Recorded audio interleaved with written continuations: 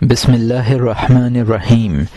اے دل کی زندگی حسام الدین، بہت چھٹے دفتر کی جانب خواہش جوش مار رہی ہے۔ آپ سے علامہ کی کشش کی وجہ سے حسامی نامہ دنیا میں رائج ہو گیا۔ آپ کی رضامندی کے لیے میں پیش کرتا ہوں چھٹا دفتر مثنوی کی تکمیل کے لیے۔ اے مانوی، میں پیش کرتا ہوں چھٹا دفتر مثنوی کی تکمیل کے لیے۔ ان 6 دفتروں کے 6 جہت کو نور عطا کر دے تاکہ اس کا چکر وہ کاٹے جس نے چکر نہیں کاٹا۔ عشق کے 5 اور 6 سے عشق کو 5 اور 6 سے کوئی واسطہ نہیں ہے۔ یار کی توجہ کے سوا اس کا اور کوئی مقصد نہیں ہے۔ جو سنتا ہے کہ بعد میں اجازت ہو جائے کہنے کے قابل راز کہہ دیے جائیں۔ یہاں مترجم نے حاشیے میں لکھا ہے کہ اے مولانا، اسے مولانا کا اپنے مرید ضیاء الحق حسام الدین کو خطاب ہے۔ قسم سادس یعنی مثنوی کا چھٹا دفتر جذب یعنی بات تمہاری باطنی کشش کے ہے۔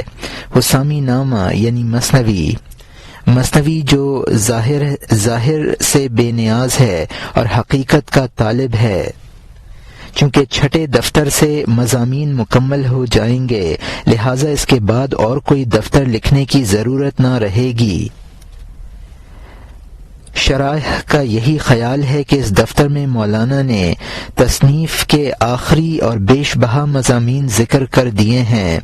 6 جہات بھی 6 ہیں اور دفتر بھی 6 لکھ دیے ہیں تاکہ ہر جہت میں اس کا نور حاصل ہو جائے۔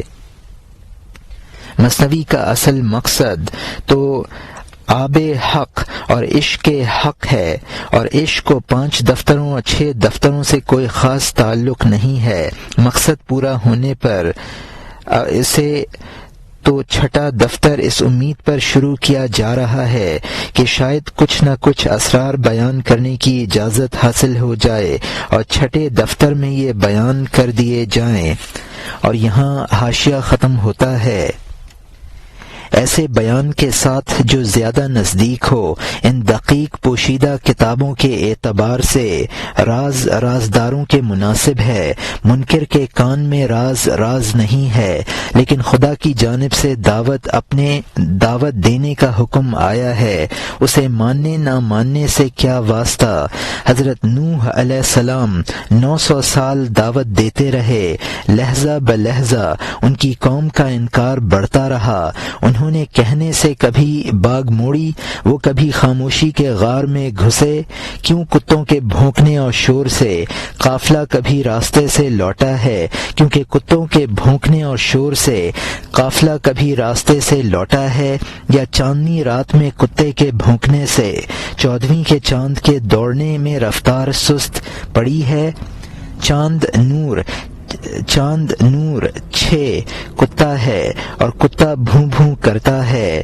ہر ایک اپنی فطرت پر کام کرتا ہے۔ قضائے خداوندی نے ہر ایک کو ایک خدمت عطا کی ہے، اس کی استعداد کے مناسب آزمائش کے لیے۔ جب کتا اس مرض کی آواز کو نہیں چھوڑتا ہے، میں چاند ہوں، میں اپنی رفتار کیسے چھوڑ دوں۔ جب سرکے پر بڑھائے تو شکر کی زیادتی ضروری ہے۔ قہر سرکہ ہے، مہربانی بھی شہد کی طرح ہے۔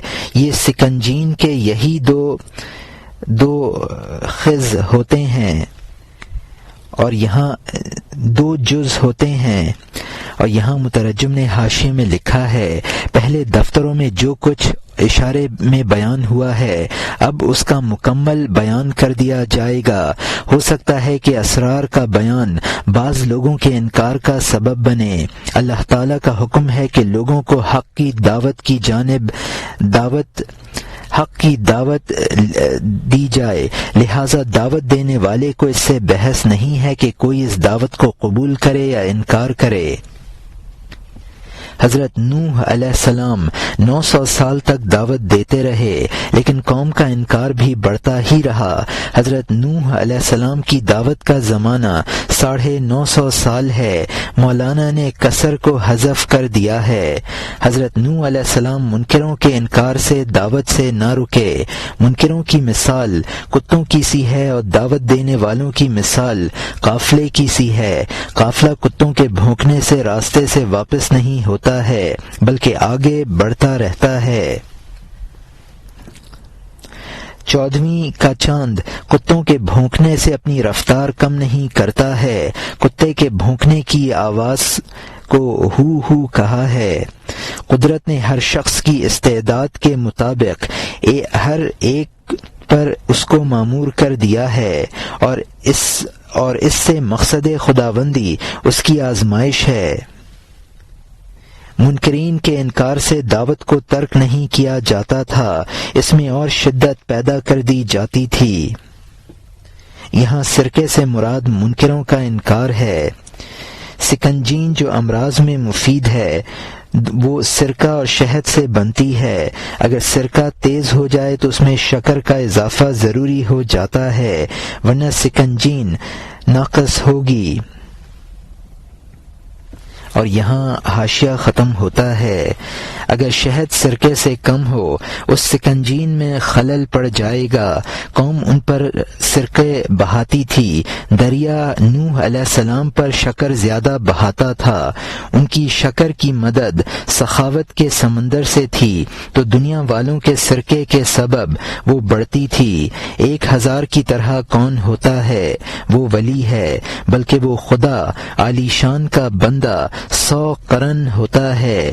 وہ مٹکا جس میں دریا کی جانب سے راستہ ہو جائے، اس کے سامنے بہت سی جیہوں ادب کرنے لگیں۔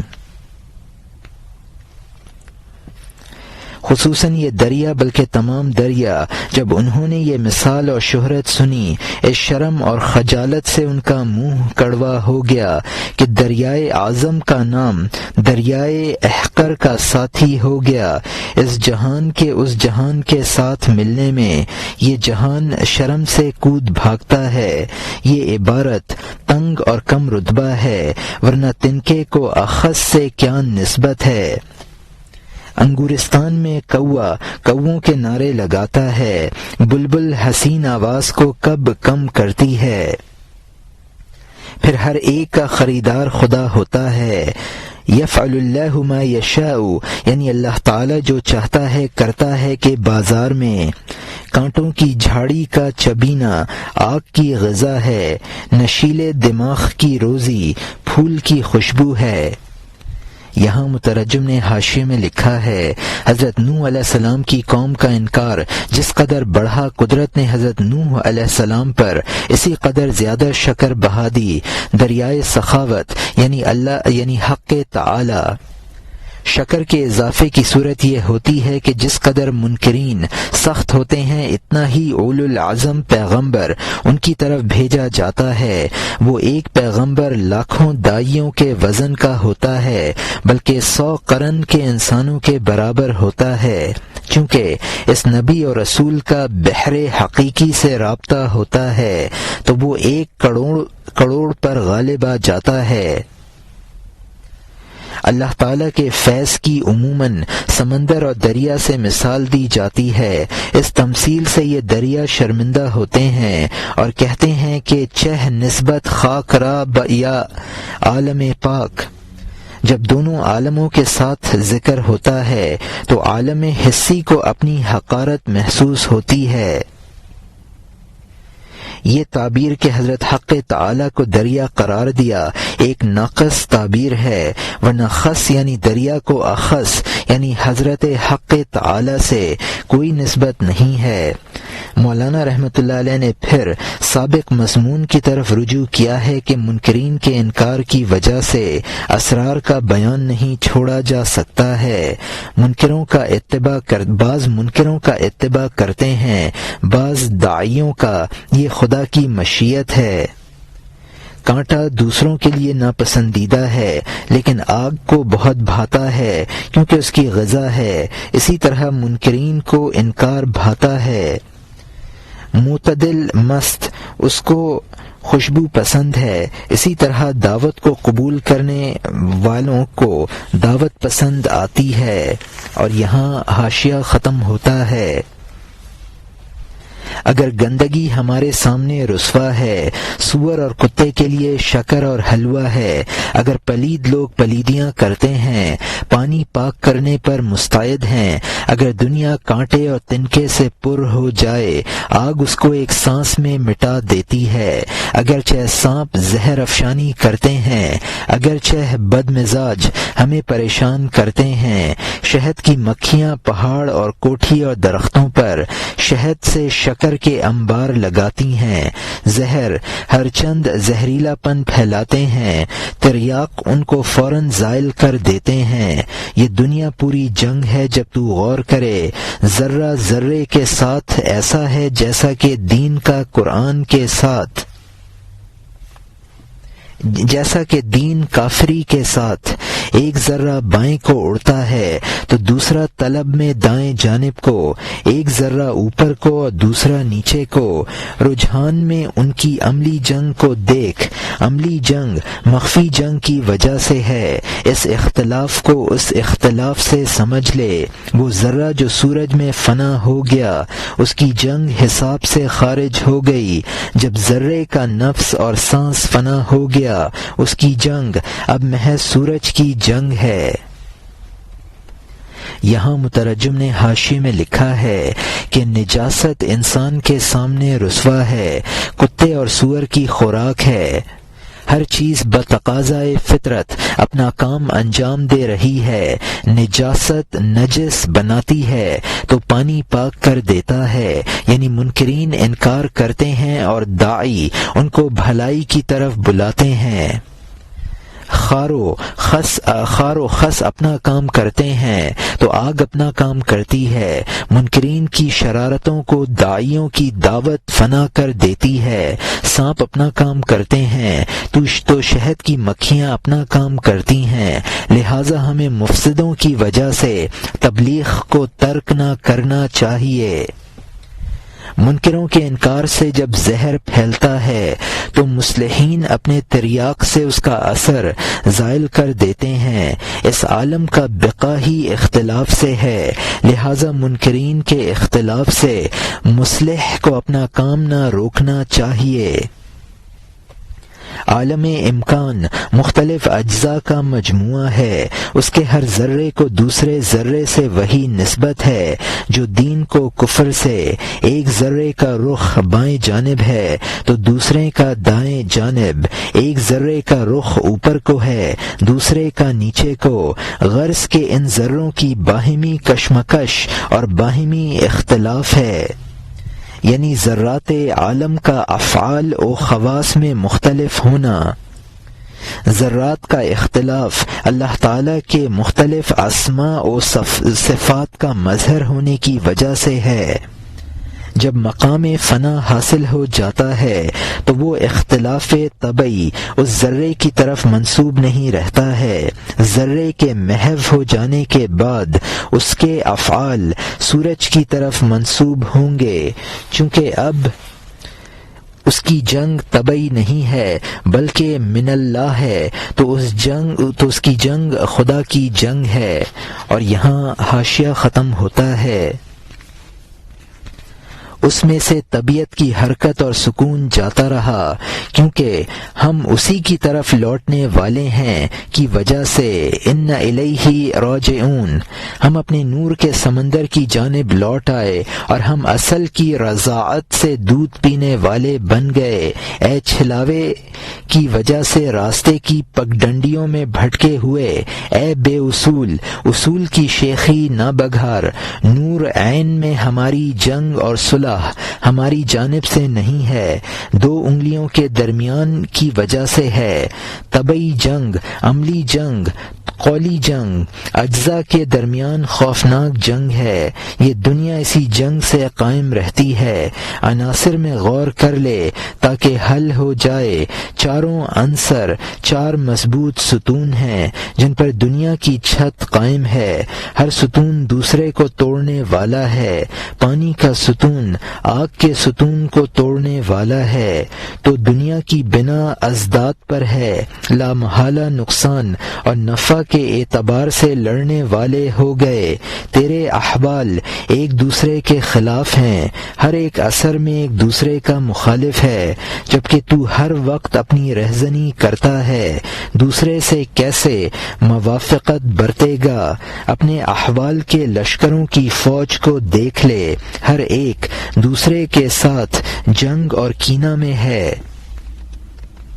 یہاں مترجم نے حاشیے میں لکھا ہے، فنا کے بعد ذرے کا ہر سکون و حرکت اس کا اپنا نہیں ہے بلکہ من جانب اللہ ہے، یعنی عارفین فانی فی اللہ ہیں۔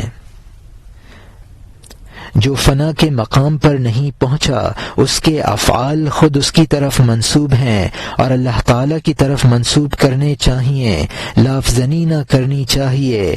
فانی کا ہر کام خدا کی طرف منسوب ہے۔ حدیث شریف ہے، انسان کا دل اللہ کی دو انگلیوں کے درمیان ہے، وہ جس طرح چاہتا ہے اس کو پلٹ دیتا ہے، لہذا ہمارے افعال خدا کی طرف منسوب ہیں۔ عالم کے اجزاء میں جنگ طبعی یعنی اجزاء میں طبائع کا اختلاف، جنگ فعلی یعنی افعال و خواص کا اختلاف، جنگ قولی یعنی اقوال کا باہمی اختلاف بہت خوفناک جنگ ہے۔ اس کی وجہ یہ ہے کہ اس فانی دنیا کا قیام ہی اس جنگ پر ہے۔ عناصر کی باہمی جنگ پر غور کرنے سے یہ بات واضح ہو جاتی ہے۔ دنیا کی چھت چار متضاد عنصروں پر قائم ہے۔ پانی آگ کو فنا کر دیتا ہے۔ جب مخلوق کی بنیاد ہی مختلف عناصر پر ہے تو مخلوق باہمی مختلف ہے۔ مختلف چیزوں میں ہی اختلاف نہیں ہے بلکہ ایک چیز کے احوال میں بھی اختلاف ہے۔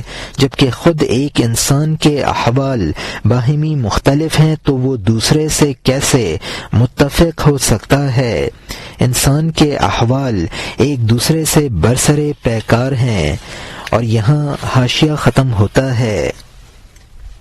ایسی سخت لڑائی کو تو اپنے اندر دیکھ لے، تو دوسروں کی جنگ میں کیوں مبتلا ہے، تاکہ شاید اللہ تعالیٰ تجھے اس جنگ سے نجات دے دے، تجھے صلح کے ایک رنگ کے یک رنگ جہان میں پہنچا دے، وہ جہاں باقی اور آباد کے سوا کچھ نہیں ہے، کیونکہ وہ ترکیب ازداد کی نہیں ہے، یہ باہمی فنا کرنا ضد سے ضد کو پہنچتا ہے۔ جب ضد نہ ہو تو بقا کے سوا کچھ نہ ہوگا۔ اس بے نظیر نے بہش سے ضد کی نفی کر دی کہ نہ سورج ہوگا اور نہ اس کی ازداد زمہریر، اس کی ضد زمہریر۔ بے رنگی رنگوں کی اصل ہے، صلحیں جنگوں کی اصل ہیں۔ وہ جہاں اس پرغم گھر کی اصل ہے، ہر ہجر اور فراق کی اصل وصل ہے۔ یہ باہمی مخالفت کس چیز سے اور کہاں سے آتی ہے، اور یہ وحدت ان مخالف چیزوں میں کس چیز سے پیدا ہوتی ہے؟ اس لیے کہ ہم فرا ہیں اور چار ازداد اصل ہیں۔ اصل نے فرا میں اپنی خصلت پیدا کر دی ہے۔ روح کا گوہر چونکہ ان ازداد سے جداگانہ چیز ہے، اس کی خصلت یہ نہیں ہے، خدائی خصلت ہے۔ ان جنگوں کو دیکھ جو صلحوں کے اصول ہیں، جیسا کہ نبی صلی اللہ علیہ وسلم کہ اس کی جنگ خدا کے لیے ہے، وہ جنگ عجیب ہے جو صلحوں کی رکن ہے، وہ خوش نصیب ہے جس کی یہ جنگ خدا کے لیے ہے۔ یہاں مترجم نے حاشیے میں لکھا ہے، اگر انسان اپنے احوال پر نظر کرے تو دوسروں سے جنگ کرنے میں مشغول نہ ہو۔ اگر خدا کسی کو صلح کے یکرنگ جہاں میں پہنچا دے تو بے شک وہ اختلاف سے بچ سکتا ہے۔ عالم آخرت کی ترکیب ازداد سے نہیں ہے، لہذا اس میں بقا ہے۔ عالم دنیا کی فنا ازداد کی ترکیب کی وجہ سے ہے۔ عالم آخرت میں نہ سورج کی گرمی ہوگی نہ جاڑے کی سردی۔ عالم آخرت اصل اور مقصود ہے۔ عالم شہود میں عالم آخرت ہی متصرف ہے، وہی بے رنگ یہاں آ کر رنگ حاصل کر لیتا ہے، اور وہی اشیاء جن میں وہاں صلح تھی یہاں آ کر جنگ اختیار کر لیتی ہے۔ عالم آخرت میں وصل ہے اور عالم دنیا میں ہجر و فراق ہے، اور ہجر و فراق کی اصل وصل ہوتا ہے۔ عالم دنیا میں جو باہمی اختلاف اور اتحاد ہے اس کی وجہ یہ ہے کہ اس عالم کی بنیاد ازداد پر ہے، اور چونکہ ان اشیاء میں روح بھی ہے جو اس عالم ازداد سے نہیں ہے، اس کی وجہ سے باہمی اتحاد پیدا ہوتا ہے۔ روح کا تقاضا اختلاف نہیں ہے، اس میں کبریائی اخلاق ہیں جو اتحاد پیدا کر دیتے ہیں۔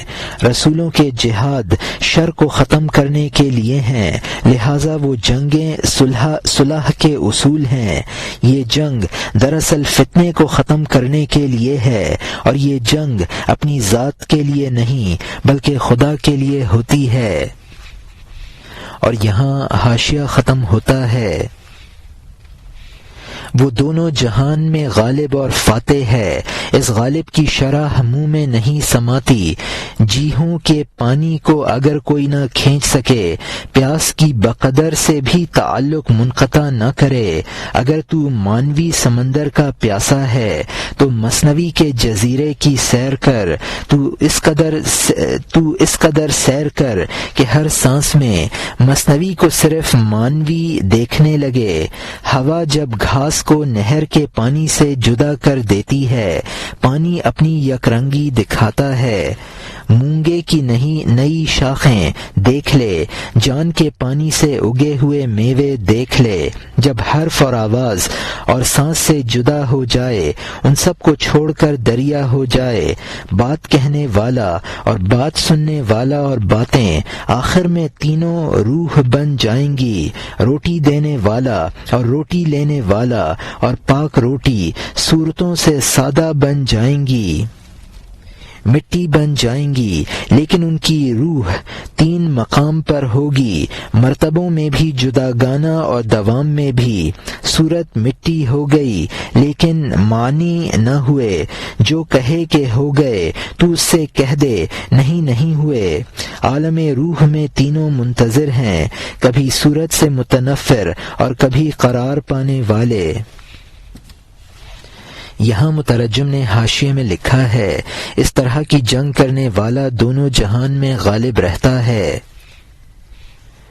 آب جیہوں کا مطلب ہے کہ ان جنگوں کے فضائل جو معیت حق کے ساتھ ہوتی ہیں دریائے ناپیدا کنار ہیں، اگر ان کی پوری فضیلت نہیں بیان کی جا سکتی ہے تو بقدر ضرورت بیان ضروری ہے۔ ما لا یدرک کلہ لا یترک کلہ، یعنی جس چیز کا کل حاصل نہ کیا جا سکے اس کا پورا چھوڑا نہیں جاتا ہے۔ اگر یہ مقصد حاصل کرنا ہے تو مثنوی کی سیر کر اور اس کے معانی پر غور کر۔ دریا جو گھاس میں چھپا ہوا ہے، جب ہوا اس کی گھاس ہٹاتی ہے تو دریا کی یکرنگی نظر آنے لگتی ہے، یہی حال مثنوی کا ہے۔ الفاظ کو ہٹا کر معانی پر غور کیا جائے تو حقیقت واضح ہوگی۔ گھاس ہٹ جانے کے بعد دریا میں مونگے کی شاخیں نظر آئیں گی۔ کسی مضمون کے لیے حروف بمنزلہ گھاس کے ہیں، غور کرنے کے بعد کہنے والا اور سننے والا اور حروف سب حقیقت بن جاتے ہیں۔ اس کی مثال ایسی ہے جیسے روٹی دینے والا اور روٹی کھانے والا اور روٹی اپنی صورتیں ختم کر دینے کے بعد سب خاک بن جاتے ہیں۔ یہ تینوں چیزیں روح بن جائیں گی، لیکن ہر روح کا مقام جدا گانا ہے۔ جسم فانی ہے اور روح باقی ہے، اس کے بقا کا انکار نہ کرنا چاہیے۔ صورت کے فنا ہونے کے بعد روح ہمیشہ کے لیے صورت سے علیحدہ نہیں ہوتی۔ حضرت حق تعالی اس کو مختلف صورتیں عنایت کرتے رہتے ہیں۔ اور یہاں حاشیہ ختم ہوتا ہے۔ حکم ہوتا ہے جسموں میں جا چلی جاتی ہے، پھر اسی کے حکم سے علیحدہ ہو جاتی ہے۔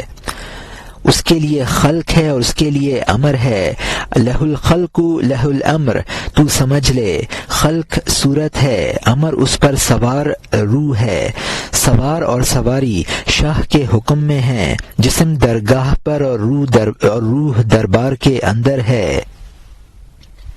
جب وہ چاہتا ہے کہ پانی ٹھلیا میں آ جائے، شاہ روح کے لشکر کو کہہ دیتا ہے کہ سوار ہو جاؤ، پھر جب روحوں کو اوپر بلاتا ہے، نقیبوں کی جانب سے آواز آتی ہے کہ اترو، اس کے بعد بات باریک ہو جائے گی، آگ کو کم کر، اس کے ایندھن کو نہ بڑھا تاکہ چھوٹی دیگیں جلد نہ ابل پڑیں، اور ادراکات کی دیگ چھوٹی اور کم درجے کی ہے۔ وہ سبحان پاک ہے جو سیبوں کا باغ لگاتا ہے، ان کو حروف کے ابر میں پوشیدہ کر دیتا ہے۔ اس آواز اور حروف اور گفتگو کے ابر کی وجہ سے ایسا پردہ ہے کہ سیب کی خوشبو کے سوا کچھ نہیں آتا، تو اس خوشبو کو ضرور ہوش کے ساتھ خوب کھینچ تاکہ تجھے کان پکڑ کر اصل کی جانب لے جائے۔ خوشبو کی حفاظت کر اور زکام سے بچ، جسم کو عوام کی سرد ہوا اور ہستی سے چھپا تاکہ تیرے نتنے اثر سے بند نہ ہو جائیں۔ اے مخاطب، ان کی ہوا جاڑوں سے زیادہ سرد ہے۔ وہ جماعت جیسے اور ٹھٹرے ہوئے عجیب جسم ہیں، ان کے سانس برف کے تودے سے نکل رہے ہیں۔ یہاں مترجم نے حاشیے میں لکھا ہے، کبھی روح کے مصور ہونے کا حکم ہوتا ہے، کبھی مجرد ہونے کا۔ لہ الخلق لہ الامر، اس آیت میں خلق سے صورت اور امر سے روح مراد ہے۔ جسم چونکہ مادی ہے اس لیے بارگاہ سے باہر ہے، اور روح چونکہ مجرد ہے اس لیے اس کا رتبہ بارگاہ کے اندر ہے۔ جب روح خدا کو مصور کرنا چاہتا ہے، اس کو حکم دے دیتا ہے کہ جسم کی سواری پر سوار ہو جا۔ جب پھر ان کو جسم سے مجرد کرتا ہے تو ان کو حکم دیتا ہے کہ اپنی سواریوں سے اتر آؤ۔ اب یہ بات عوام کے ذہن سے دور ہو رہی ہے، لہٰذا اس کو ختم کر دیا جائے۔ آتش سے کلام اور ہیزم سے اس کی طوالت مراد ہے۔ روح کے جسم میں آنے جانے کی پوری کیفیت عوام کی عقول سے بالاتر ہے۔ اللہ تعالی معانی کے سیبستان پیدا فرماتا ہے اور ان کو حروف کے ابر میں پوشیدہ کر دیتا ہے، اور لوگوں کو صرف خوشبو پہنچتی ہے۔ جب اسرار کی خوشبو پہنچے تو اس کے ذریعے اصل تک پہنچنے کی کوشش کر۔ خوشبو کی حفاظت کر اور اپنے آپ کو زکام سے بچا جو عوام کے خلط ملت سے پیدا ہوتا ہے۔ عوام کی صحبت روحانی امراض پیدا کرنے میں بہت سخت ہے۔ عوام کی صحبت سے جسم ٹھٹر جاتا ہے، اور جب ایسا ہو تو کسی کامل کی صحبت اختیار کر۔ یہاں برف سے مراد عوام کی صحبت ہے، اور یہاں حاشیہ ختم ہوتا ہے۔ جب زمین اس برف کا کفن پہن لے، حسام الدین کے سورج کی تلوار چلا دے، خبردار مشرق سے اللہ کی تلوار کو نکال لے، اس سورج سے اس درگاہ کو گرم کر دے، وہ سورج برف کے خنجر مار دے گا، پہاڑوں سے زمین پر بہت سے بہاؤ بہا دے گا، کیونکہ وہ نہ شرقی ہے نہ غربی ہے، وہ شب و روز منجم سے لڑائی میں ہے کہ تو نے کیوں میرے علاوہ بے ہدایت ستاروں کو کمینہ پن اور اندھے پن سے قبلہ بنا لیا ہے، یہاں تک کہ تجھے اس امین کی بات بھلی نہ لگی۔ قرآن میں ہے کہ لا احب العافلین، کہ میں غروب کرنے والوں سے محبت نہیں کرتا۔ تو نے سورج کے سامنے دھنک کمان کا پٹکا باندھا، اسی وجہ سے تو اور سورج شق ہو گیا سے رنجیدہ ہے۔ انشق القمر، تو اس کا منکر ہے کہ الشمس کورت، یعنی سورج لپیٹ دیا جائے گا، تیرے نزدیک سورج بلند مرتبہ بنے، تو ہوا میں تصرف ستارے سے سمجھا ہے، اس لیے تجھے اذن نجم الہوا، یعنی جب کہ ستارہ گر جائے گا، ناپسند ہے۔ چاند یقیناً روٹی سے زیادہ مؤثر نہیں ہے۔ اے مخاطب، بہت سی روٹیاں ہیں جنہوں نے روح کی رگ کاٹ دی ہے، یقیناً زہرہ پانی سے زیادہ مؤثر نہیں ہے۔ اے مخاطب، بہت سے پانی ہیں جنہوں نے جسم کو تباہ کیا ہے۔ اس ستارے کی محبت تیری جان میں ہے اور دوست کی نصیحت کھال سے باہر کان سے ٹکراتی ہے۔ اے فلاں، ہماری نصیحت تجھ میں اثر نہیں کرتی ہے، سمجھ لے تیری نصیحت بھی ہم میں اثر نہیں کرتی۔ یہاں مترجم نے حاشیے میں لکھا ہے کہ یہاں حسام الدین سے مراد کامل ولی ہے۔ سورج کی حرارت سے برف گھل جائے گا۔ اولیاء کی صحبت ایسا سورج ہے جس کا شرق اور غرب سے تعلق نہیں ہے۔ یہ سورج منجم سے کہتا ہے کہ تو نے ستاروں کو اپنا قبلہ کیوں بنا رکھا ہے؟ حضرت ابراہیم علیہ السلام نے کہا تھا، میں ان غروب ہو کر جانے والے ستاروں کو پسند نہیں کرتا ہوں۔ انشق القمر، یعنی نجومی قمر کے شق ہونے کی بات سے ناخوش ہوتا ہے۔ نجومی اس بات کا بھی منکر ہے کہ قیامت میں سورج کو بے نور کر دیا جائے گا اور ستارے ٹوٹ جائیں گے۔ بے شک علم نجوم سے فوائد ہیں، لیکن ستاروں کو مؤثر حقیقی سمجھنا غلطی ہے۔ جیسے روٹی میں فوائد ہیں لیکن اس کا غلط استعمال ہلاک کر دیتا ہے، نیز زہرہ ستارے میں پانی سے زیادہ تاثیر نہیں ہے، لیکن پانی کا غلط استعمال بھی بربادی کا سبب ہے۔ ستارے کی محبت نجومی کے دل سے پیوستہ ہو گئی ہے اور نصیحت صرف کان کے اوپر لگتی ہے۔ منکر پر ہماری نصیحت اثر نہیں کرتی ہے، ہاں اگر خدا اس کے کان کھول دے تو نصیحت اثر کرنے لگے۔ اور یہاں حاشیہ ختم ہوتا ہے۔ اس کے سوا کہ دوست کی جانب سے خاص کنجی آ جائے، کیونکہ آسمانوں کی کنجیاں اس کی ملکیت ہیں، یہ بات بھی ستارے اور چاند کی طرح ہے، لیکن خدا کے حکم کے بغیر اثر نہیں کرتی ہے۔ یہ ستارہ بے جہت ہے، اس کی تاثیر وحی کے جویاں کانوں میں پہنچتی ہے کہ جہت سے بے جہات کی جانب آ جاؤ تاکہ تمہیں موت کا بھیڑیا پھاڑ نہ ڈالے، اس طرح پر کہ اس کے موتی برسانے والی روشنی۔ دنیا کا سورج صفت میں اس کی چمگادڑ ہے، 7 نیلے آسمان اس کی غلامی میں ہیں، چاند کا قاصد اس سے تپ اور دق میں ہے، زہرہ نے سوال کا ہاتھ اس سے وابستہ کر دیا ہے، مشتری نقد جان لے کر اس کے سامنے آ گیا ہے، زحل اس کی دست بوسی کی خواہش میں ہے لیکن اپنے لیے یہ رتبہ نہیں دیکھتا ہے، مریخ کے ہاتھ پاؤں اس سے زخمی ہیں، عطاروں نے اس کے سبب سینکڑوں قلم توڑ دیے ہیں۔ یہ ستارے نجومی سے جنگ میں ہیں کہ اے وہ جس نے جان کو چھوڑ کر رنگ کو پسند کر لیا ہے، جان وہی ہے اور ہم سب رنگ اور نقوش ہیں، اس کی فکر کا ہر ستارہ ستاروں کی جان ہے، فکر کہاں ہے وہاں تو سب پاک نور ہے۔ اے متفکر، فکر کا لفظ تیرے لیے ہے، بلندی میں ہر ستارے کا ایک خانہ ہے، ہمارا ستارہ کسی خانے میں نہیں سماتا ہے۔ یہاں مترجم نے حاشیے میں لکھا ہے، یعنی خدائی نصیحت ستارے کی طرح ہے جو خدا کے حکم سے ہی مؤثر بنتی ہے۔ ستارہ یعنی دوست کی نصیحت اسی پر اثر کرتی ہے جو وحی کا مشتاق ہے۔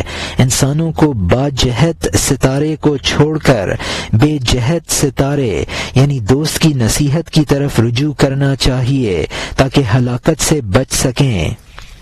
یہ بے جہت ستارہ اس قدر منور ہے کہ سورج اس کی شعاع سے چمگادڑ کی طرح منہ چھپاتا ہے۔ اس ستارے کے 7 آسمان غلام ہیں۔ چاند اس کے سامنے تپ اور دق میں مبتلا نظر آتا ہے۔ زہرہ ستارہ اس کا بھکاری ہے، مشتری اس پر جان نثار کرتا ہے۔ زحل ستارہ اس کی دست بوسی کرنا چاہتا ہے لیکن اپنے آپ کو اس فضیلت کا مستحق نہیں سمجھتا ہے۔ مریخ جو جلاد افلاق ہے، اس نے اس کی خدمت میں اپنے ہاتھ پاؤں زخمی کر لیے ہیں۔ اتاروں پر جو دبیرہ الفلک ہے، اس نے اس کی تعریف میں سینکڑوں قلم توڑ ڈالے ہیں۔ ستارے نجومی کو ملامت کرتے ہیں کہ تو نے روح یعنی بے جہت ستارے کو چھوڑ کر ہم سے کیوں تعلق پیدا کیا ہے۔ یہ ستارہ محدود ہے اور وہ ستارہ لامحدود ہے۔ اور یہاں حاشیہ ختم ہوتا ہے۔ روح لامکانی چیز ہے، وہ کسی مکان میں محدود نہیں ہو سکتی ہے۔ روح کی مثالیں محض کمزور عقل والوں کو سمجھانے کے لیے بیان کر دی جاتی ہیں۔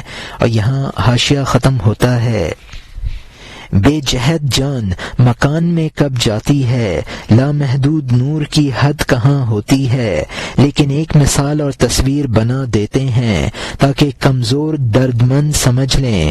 وہ مثل نہیں ہوتی لیکن وہ مثال ہوتی ہے تاکہ منجمد عقل کو کشادہ کر دے۔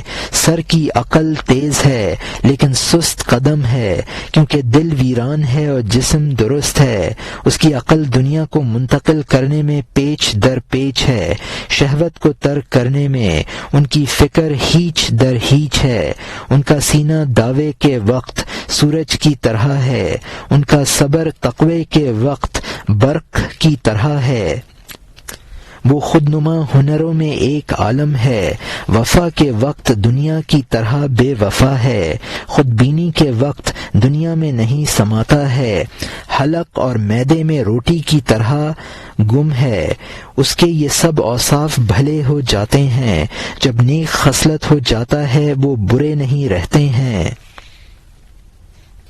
اگرچہ خودی منی کی طرح گندی ہے، جب جان سے وابستہ ہو جاتی ہے روشنی حاصل کر لیتی ہے۔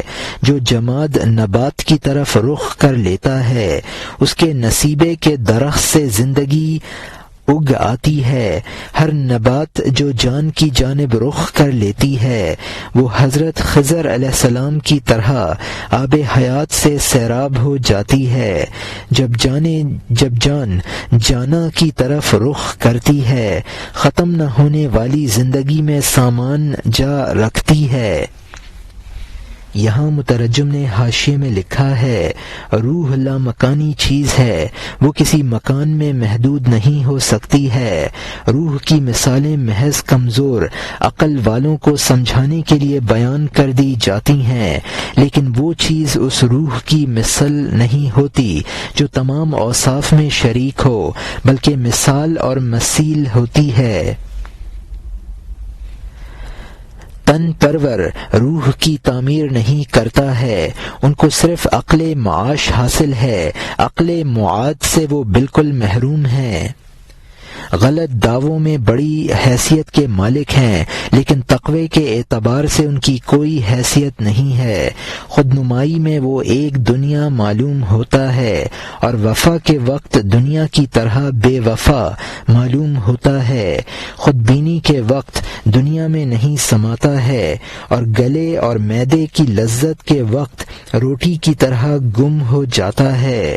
انسان جب نیک خصلت بن جاتا ہے تو اس کی برائیاں بھلائیوں میں تبدیل ہوتی ہیں۔ خودی بڑی چیز ہے، لیکن جب اس کا تعلق روح سے ہو جائے تو بھلی بن جاتی ہے۔ جب جماد نبات کا جز بن جاتا ہے تو فضیلت حاصل کر لیتا ہے. جو نبات روح سے تعلق پیدا کر لیتی ہے اس میں مزید فضیلت حاصل ہو جاتی ہے. جب روح اپنا تعلق روح الارواح سے کر لیتی ہے تو اس کو نہ مٹنے والی زندگی حاصل ہو جاتی ہے. اور یہاں حاشیہ ختم ہوتا ہے. اب نئے مضمون کا آغاز ہوتا ہے جس کا عنوان ہے سوال سائل از وائز کے مرغے بر سرے ربز نشتہ بود سرے او فاضل ترست و شریف تر و عزیز تر و مکرم تر یا دم او جواب دادن وائز سائل را بقدر فہم او ادراک او. یعنی ایک سائل کا ایک وائز سے سوال کرنا کہ جو پرند احاطے میں بیٹھا ہوا ہو اس کا سر فاضل اور زیادہ شریف اور زیادہ عزیز اور زیادہ معزز ہے یا اس کی دم، اور وائز کا سائل کو اس کے فہم و ادراک کے مطابق جواب دینا.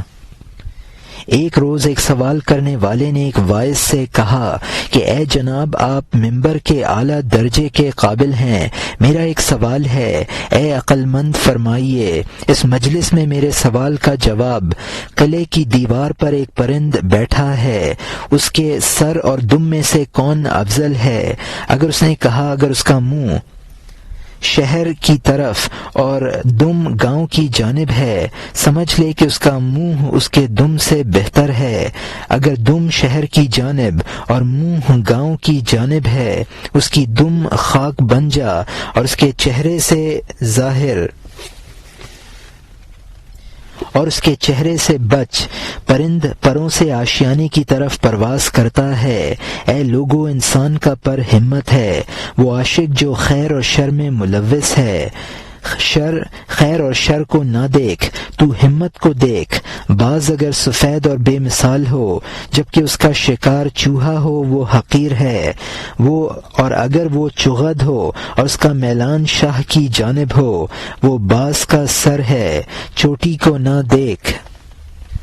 یہاں مترجم نے حاشیے میں لکھا ہے اس سوال و جواب سے یہی بتایا ہے کہ ہر چیز اپنے افضل کی معیت سے مزید فضیلت حاصل کر لیتی ہے.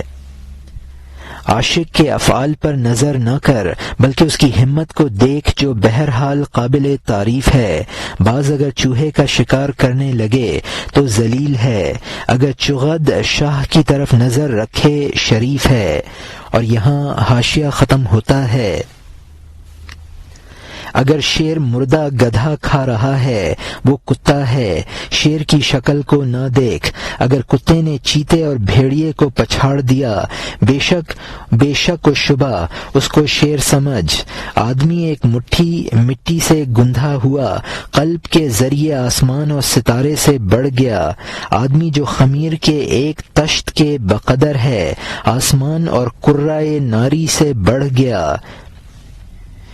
اس آسمان نے کبھی ہم نے مکرم بنایا کرمنا سنا ہے، جو اس غموں کے بھرے ہوئے آدمی نے سنا ہے. کسی نے زمین اور آسمان پر پیش کیا ہے حسن اور عقل اور عبارتیں اور تمنا. کبھی تو نے آسمان پر رونمائی کی ہے، چہرے کی خوبصورتی اور گمان میں رائے کی درستگی کی.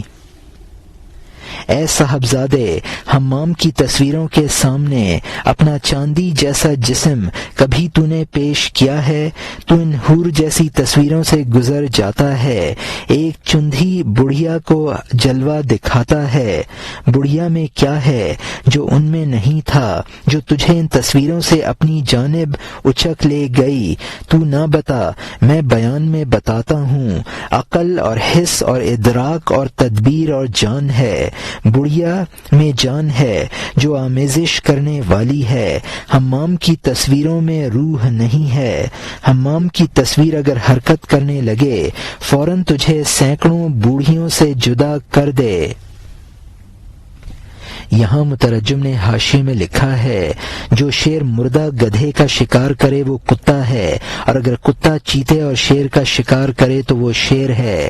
انسان جس کی سرشت مٹی اور پانی سے ہے، ہمت کی وجہ سے آسمان اور ستاروں سے بلند ہے.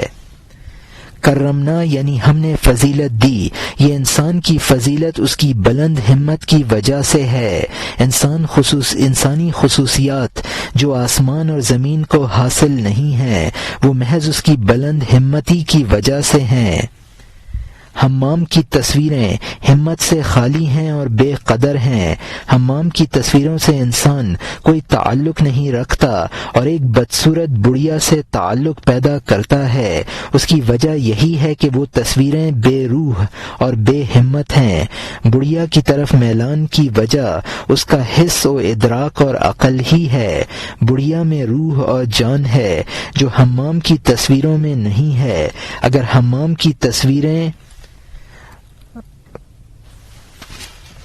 باروح ہو جائیں تو بڑھیا کی طرف کبھی میلان نہ ہو۔ اور یہاں حاشیہ ختم ہوتا ہے۔ جان کیا ہوتی ہے؟ جو خیر اور شر سے باخبر ہے، احسان سے خوش اور نقصان سے رونے والی ہے، جبکہ جان کا راز اور ماہیت اس کا باخبر ہوتا ہے۔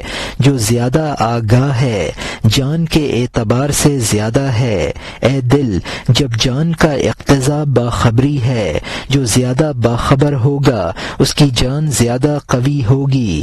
عالم ارواح خود سراسر باخبری ہے، جو بے جان ہے وہ دانش سے خالی ہے۔ روح کی تاثیر باخبری ہے، جس کو یہ زیادہ حاصل ہے وہ اللہ والا ہے۔ چونکہ بہت سی خبریں وجود سے باہر کی ہیں تو جانیں اس میلان میں جماد ہوں گی۔ جان اول درگاہ کا مظہر ہے، جاں خود اللہ تعالی کا مظہر ہے۔ ملائک مجسم عقل اور روح تھے، نئی روح آئی جس کے لیے وہ جسم بن گئے۔ سعادت کی وجہ سے جب اس روح سے جا ملے، جسم کی طرح اس روح کے خادم ہو گئے۔ اس شیطان نے اس جان سے سرتابی کی، جان کے ساتھ ایک نہ بنا کیونکہ مردہ عضو تھا۔ چونکہ اس کو وہ سعادت حاصل نہ تھی، وہ اس روح پر قربان نہ ہوا۔ ٹوٹا ہوا ہاتھ تھا، جان کا فرما بردار نہ بنا۔ اگر اس کا وہ عضو ٹوٹ گیا، جان ناقص نہ ہوئی، کیونکہ وہ اس کے قبضے میں ہے، اس کو موجود کر سکتی ہے۔ ایک دوسرا راز ہے، دوسرا کان کہاں ہے؟ وہ طوطی کہاں ہے جو اس شکر کی استعداد رکھے؟ یہاں مترجم نے حاشیے میں لکھا ہے، جان کے خواص یہ ہیں کہ وہ بھلے برے کو پہچانتی ہے، احسان سے خوش اور نقصان سے غمگین ہوتی ہے۔ جب جان کے یہ خواص ہیں تو جو زیادہ باخبر ہوگی وہ مکمل جان ہوگی، اور جو شخص زیادہ باخبر ہوگا اس کی جان زیادہ قوی ہوگی۔ بے جان دانش اور عقل سے خالی ہوتا ہے۔ روح کی تاثیر آگاہی ہے، جو روح اس صفت میں بڑھی ہوئی ہوگی وہ خدائی روح ہوگی۔ اگر طبیعت میں علم و احساس کا مادہ نہیں ہے تو وہ ذی روح بمنزلہ جماعت کے سمجھا جائے گا۔ وہ روح جو مدبر بدن ہے وہ اللہ کی صفات کا مظہر ہے، اور جان کی جان جو علوم و معارف سے متصف ہو جاتی ہے وہ مظہر ذات حق ہو جاتی ہے۔ ملائک مجسم عقل و جان تھے، لیکن وہ حضرت آدم علیہ السلام کی روح کے اس طرح تابع ہو گئے جس طرح جسم روح کے تابع ہے۔ شیطان نے اس روح سے رابطہ منقطع کر لیا، وہ مردہ عضو بن کر رہ گیا۔ جو عضو ٹوٹ جاتا ہے وہ روح سے خالی ہو جاتا ہے، لیکن شیطان کی نافرمانی سے آدم علیہ السلام کے کمال میں نقصان نہیں آیا۔ شیطان کی نافرمانی کا ایک اور راز بھی ہے جو عوام کے سامنے بیان نہیں کیا جا سکتا۔ دوسری جگہ مولانا نے یہ راز بھی ظاہر کیا ہے اور بتایا ہے کہ حضرت حق تعالی کی صفت مذل کا مظہر ضروری تھا، اس لیے بھی شیطان کو پیدا فرمایا ہے۔ اور یہاں حاشیہ ختم ہوتا ہے۔ خاص طوطیوں کے لیے شکر بہت ہے، عام طوطیوں نے اس خوراک سے آنکھ بند کر رکھی ہے۔ صورت کا بھکاری ان نکتوں کو کیا چکھ سکتا ہے؟ وہ مانی ہیں۔ فعولاً فاعلات نہیں ہیں۔ حضرت عیسیٰ علیہ السلام کو اپنے گدھے سے شکر کے بارے میں رکاوٹ نہیں ہے، لیکن گدھا طبعاً گھاس کو پسند کرتا ہے۔ اگر گدھے کو شکر خوش کر سکتی تو وہ گدھے کے سامنے ہی شکر کا بورا ڈال دیتے۔ معنی نختم علی افواہہم یعنی ہم ان کے منہوں پر مہر لگائیں گے کے معنی یہ سمجھ لے یہ سالک کے لیے ضروری ہے۔ یہاں مترجم نے حاشیے میں لکھا ہے خاصان خدا کے لیے اسرار کی شکر بکثرت موجود ہے، وہ اس سے غذا حاصل کر رہے ہیں، عوام اس کی طرف توجہ نہیں کرتے ہیں۔ جو شخص محض لفظوں کا بھکاری ہے اس کو معانی کا لطف حاصل نہیں ہوتا۔ یہ مثنوی محض شاعری نہیں ہے بلکہ اسرار کا بیان ہے۔ حضرت عیسیٰ علیہ السلام اپنے گدھے کو بھی اسرار کی تعلیم دے سکتے تھے، لیکن اس میں استعداد ہی نہ تھی۔ اگر ان کا گدھا اسرار سننے کی اہلیت رکھتا تو وہ اس کو اسرار کی تعلیم دیتے۔ قرآن پاک میں ہے الیوم نختم علی افواہہم یعنی آج ان کے منہوں پر مہر لگائیں گے۔